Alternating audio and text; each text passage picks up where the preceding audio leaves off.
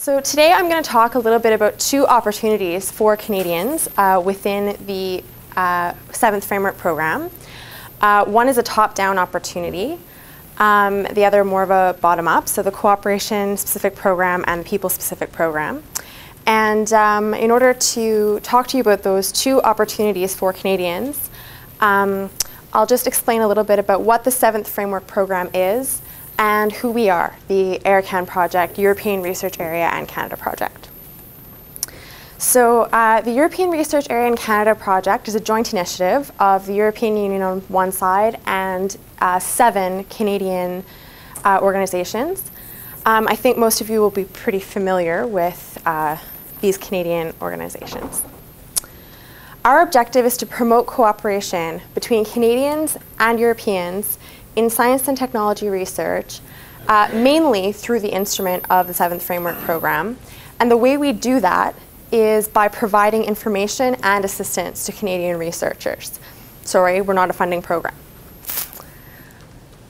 Our activities, so the smaller part of it is gathering good information from the EC in terms of statistics, in terms of what the opportunities are for Canadians, how Canadians are already involved in the program.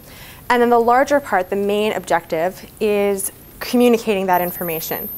There's a number of ways we do that, through information sessions like the one today, through our website, which I'll show you later.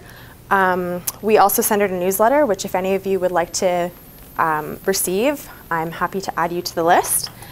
And also we provide an advice service, so we're always there to answer any questions that you might have, no matter what stage in the process you're at, whether you're just interested in learning more about it, or you're interested in applying, or you're halfway through your application, give us a call.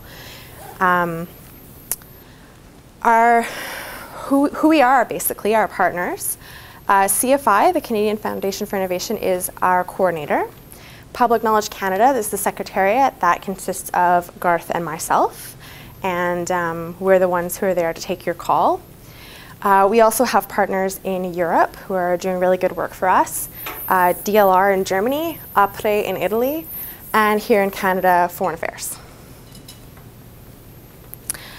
Just so you know, we also have national contact points who basically do the same thing as us in terms of communicating information to Canadian researchers, but they do so in subject-specific areas. So we're lucky enough to have NCPs in agriculture, health, ICT, and space, and all of that information is on our website. So I'll get started a little bit on talking about what the 7th Framework Program is and why you should think about getting involved. Framework programs have been the European Union's main instrument for funding since 1984. And it's really, you can think of it almost as a big granting council. Here we don't really have a similar body to the framework program because it's unique in the sense that it's multi-sectoral. They're funding university, they're funding business, and they're funding government research. And it's fundamental research up to the point of commercialization. So the 7th Framework Program, which runs from 2007 up until 2013, is the current framework program. It's the largest so far. It's funded at 53.2 billion euros. And the next one, which will begin in 2013, will be called Horizon 2020. It will end, as the name indicates, in 2020. And it's looking like they will have 80 billion euros for research in that framework program. So it's getting bigger, and the European Union is putting more money into this. And so it's a really important reason to get involved. If you collaborate with international researchers through this program, you're collaborating with well-funded researchers. Can I just interject? Yes. Quickly? Does that mean up until 2013, new projects will be initiated? Yep, absolutely. But they'll go beyond 2013? Yes, absolutely.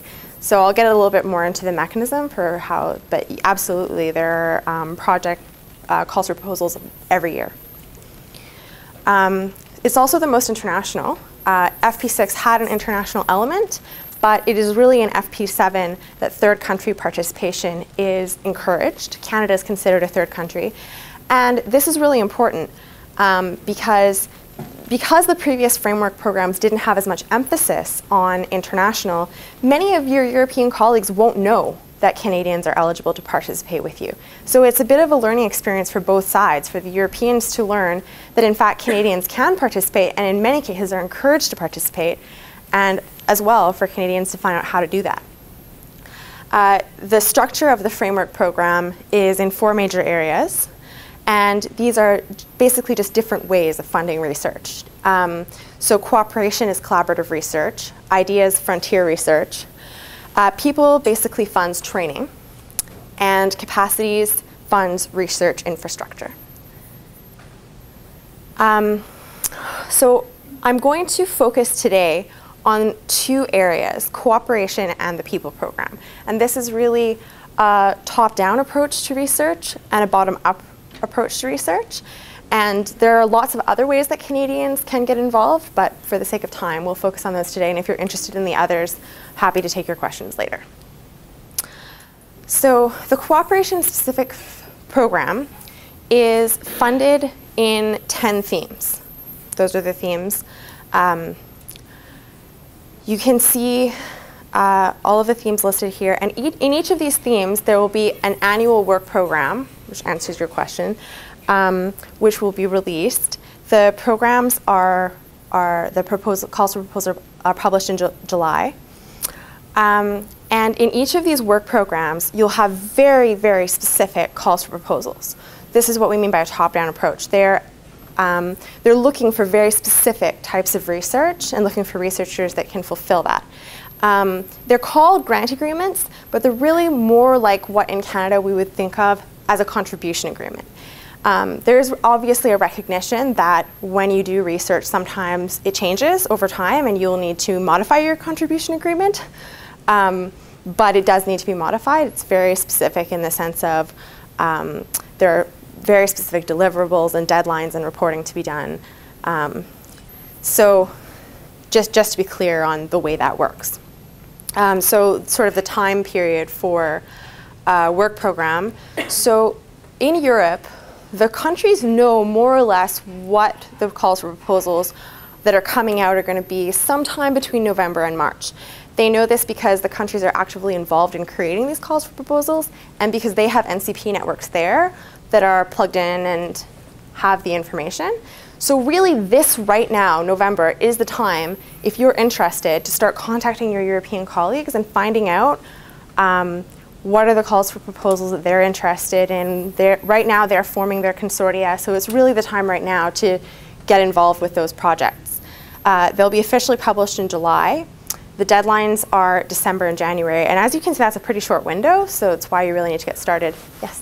Yeah, when you talk about contribution agreement type of funding, yeah. Are there actual dollars or euros flowing to Canadians finally? Sometimes. Sometimes, so that's important to know. Yeah. Because if you're to involve yourself in a situation like this, you're looking for something. Yeah. Sometimes. There's really good non-financial reasons to participate in this as well, but I'll get into it. There are sometimes opportunities for Canadians to be funded under this as well. As I was saying, they close in December, January. The assessment would be a peer review in March, April.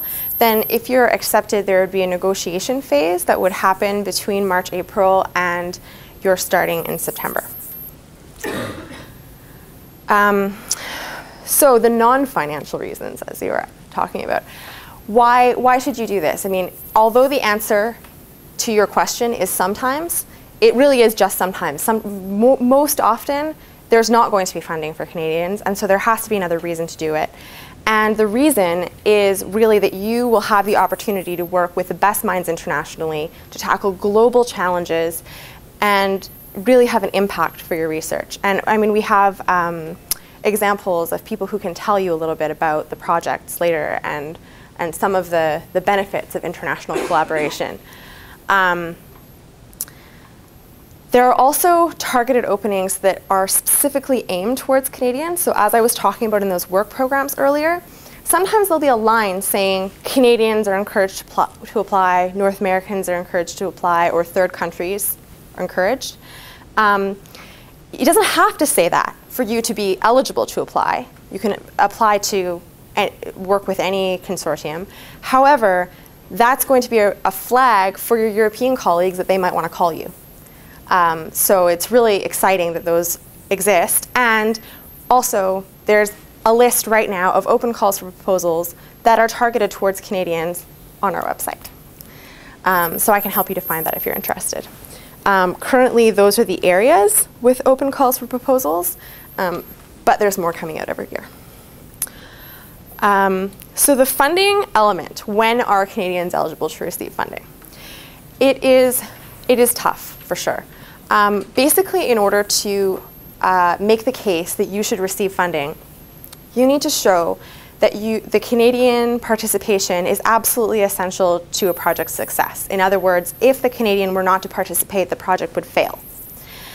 Not only that, but you need to be able to show that there's nobody else in Europe who could do the same thing. It is a fairly difficult case to make, and it may or may not be something you're able to do, but you'll see from the statistics I'm going to show you that it is a case that Canadians are making, and there are Canadians receiving funding. So who are the Canadians? What areas are they in currently? So the first column, we have applicants in proposals. The second column, we have participants. So you can kind of see what the success rate is for Canadians who are applying. Don't be alarmed by 196 out of 687. That's about a 28.5% success rate for projects involving Canadians, and the general success rate is about 20%. So actually, if you have a Canadian in your project, you're more likely to succeed with your application. So here we can really see how Canadians are receiving funding and how they're leveraging their own funding. So if you look at the total cost, that is in euros, the total cost of projects in each of the thematic areas, 630.1 million total. Of that, Canadians, so total is of Canadians in FP7 projects, FP7 projects involving Canadians. Of that, the amount of money that Canadians are providing is 24.2 million euros, and the amount that the EC is giving to Canadian participants is 400,000. So you can see there are Canadians receiving funding. And what's more, leveraging $24.2 million into 630.1 million, sorry, not dollars, euros, into 630.1 million euros, you're obviously going to have a much greater impact with that 24 million euros than you would otherwise. So that's, a major reason to participate. Just so you can get a bit of an impression of by sector where the Canadian participation is, it's mostly universities, it's about 65% universities, which is similar to Europe. So just to show you an example of a project involving Canadians, this is a large project, 26 partners in 11 countries. The minimum for one of these projects is 3 European countries. Most have more. There's no minimum for third countries, but they're always welcome. And this is an interesting project because you have 3 Canadian organizations, 2 universities, 3, and they're all being funded. This is a really exciting project which was funded by, the Canadian participation was funded by NSERC. And as you can see, it's a 21.2 million euro project. NSERC's contribution was $650,000. So it's just an enormous leveraging of their resources. And this project is really exciting because this is actually an FP6 project. So we've really been able to see over time what the impact has been for the university. It was Carleton University. And I had the opportunity to interview the Dr. Halim Yanamuroglu, who was one of the researchers from Carleton. And I mean, he was just over the moon about his participation. He said that his participation was one of the biggest achievements of his career. Because of his participation, he received grants from Samsung and Huawei and was able to bring those grants back to Canada and do subsequent research. Carleton was singled out by the consortium along with one other project partner as having significantly contributed to this project. The project basically was to develop 4G wireless. Right now we're working on a 3G network, and so the next generation of wireless that is coming was developed by this international consortium. It's an incredible way for Canada to gain exposure on the international stage, and for Carleton, you know, it was an amazing opportunity for them to gain international exposure. Can I just interrupt Yeah. a couple of things? One, FP8, I just got there, that's not FP8, it's Horizon. It's Horizon 2020, yeah. The slideshow was made before we knew the name of the upcoming program. And just people in the room, there's a direct follow-up at Carleton University for that was a sponsored lab in our new building from Huawei, which is over $1 million. So, you know, yes, it did. Yeah, absolutely. Well, and that's something Halim said to me, that the ability to take that money from Samsung and Huawei, these international businesses, and put it right into the Canadian economy, that was a real source of pride for him. Yes? Does it, when you mention here answer, does this also have to bring, for instance, answer to co-fund the Canadian part, because that makes it more desirable? Now there's a motive for these people to involve Canadians as well. You bet, absolutely. If you apply for a grant under FP7, they're going to assume as a Canadian partner that you're bringing money, and that absolutely makes you more desirable. So that, is this a requirement or just an icing on the cake? Well, it depends entirely on the project, on the cost of the project. There are cases, the European Commission calculates the cost of the project in direct, indirect, and personnel costs. So there are cases where the Canadian contribution to the project is someone's salary. The university provides that. The person goes overseas, works with the partners overseas. There are cases where you'd be bringing a grant from Canada. So there is generally an expectation that you will fund your own piece, that the Canadian partner will fund their own piece, except, as I said, in those extraordinary circumstances when the Canadian contribution is considered essential and no one else can do it, in which case Europe can fund that piece. And in that case, you would need your consortium, your coordinator, to make that case in the proposal stage. But I suppose my question was, does ENSO recognize this fund as something that it would put money toward, not their own discovery fund, but I'm applying for this, is there a part of ENSO that No. you recognize that? Not really. You'd be applying for separate grant funding. So I'll finish up with the cooperation program and move on to the bottom-up approach to research in the people program. So really what this mobility and training program is meant for is to assist European researchers who are either experienced doctoral candidates or postdoctoral researchers to come to Canada or another third country and receive mentorship and training in an international university. That's the purpose of the International Outgoing Fellowship. For the International Incoming Fellowship, what they're looking to do is bring professors, really, experienced Canadian researchers to Europe, again, for training and for research. But it's an extraordinary opportunity because it is bottom-up in that sense. You determine what you want to study, what your research is, and it's an opportunity to receive funding. These are well-funded fellowships. They include salary, they include mobility, research expenses. And for Canadian universities, it's really an extraordinary opportunity because you can receive a fully funded postdoctoral researcher who even has some money from their host university for training in your institution. And we're actually going to hear from one of those international outgoing fellows at U of T in a few minutes. The IIF, Yeah. is that new or it's been around for a while? It's not new. There aren't a lot of Canadians yet in IIF fellowships, but no, it's not new. Is it new to FP7? I'm not sure. I believe it's been part of the very reactions for a little while. Yeah. So. But there's a prescribed number that exists from year to year that are allowed to be funded? Yeah, so the calls for proposals are the same thing as the cooperation. They come out every year, and so you can look for the calls for proposals and apply for that every year. Do you have success rates on I don't have success rates. I do know the participation rate, and it's very low. I think there's only 2 or 3 Canadians currently. You do actually, though, on those previous slides, I remember seeing it. But it doesn't matter, it's not, it's so small. We can for sure look up the information for you later if you want to give me a call. But just because not a lot of people, I suspect it's more because not a lot of people know about it than because we're not, wonderful candidates who could easily get these fellowships. So just to give you a little bit of an idea of which universities are participating, so there's actually the number you're looking for. IIF, totally, that's low.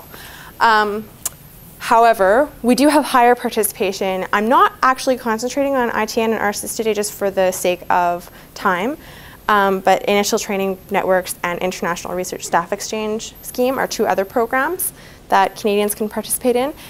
It's really in terms of where Canadians can get funding. It's in terms of the IOF and the IIF. So that's the reason for focusing on those today. And if you have questions about the others, I'm happy to answer them later. Just to give you a quick example, I might actually skip through the examples depending on how we're doing for time, just because we have such a wonderful in-person example coming up. But a couple. So if you want to get involved, how do you do this? The first step is exactly the same as the Erasmus Mundus step. Contact your trusted European colleagues. That's really how this is happening, is people get in touch with their partners, their colleagues in Europe who are doing the same type of research and say, hey, you know what? I'm eligible to apply to join your consortium. And then the way it works is that one of the Europeans would be the coordinator of the project, which is sort of like a principal investigator. And they would be in charge of spearheading the proposal. And there's just basically a piece that would be filled out by the Canadian applicant. And I think Yuta can tell us a little bit more too about what the requirements are for Canadians if you're not receiving funding, if you're just participating. I'm sorry, can you repeat the European discussions between the PI? If I have one idea that they did not work then they became a PI of my project, but then I have permission to participate in the program. Generally, the Canadian participant would not be the coordinator of the project because you're participating as an associate partner, meaning that you don't receive funding and therefore you don't have the same financial reporting requirements as the European coordinator. Does that make sense? Does that answer your question? Can we talk about it after? Or Yeah. Okay. So there's also a budget preparation template that the European coordinator would be able to assist you with. As I mentioned before, the costs are a little bit different in the sense of personnel, indirect and direct costs. So it's a little bit more complicated, and there is a lot of paperwork, I'm not going to lie. It's the European Commission. But I think that you'll see, especially from the examples we have coming up that we're so lucky to have here today, that there's really good reason to do this. And of course, ERICAN is a resource for you. Anytime you have difficulty with the requirements, with understanding how it works, please give us a call. This is a picture of our website, which I don't know how well you can see that.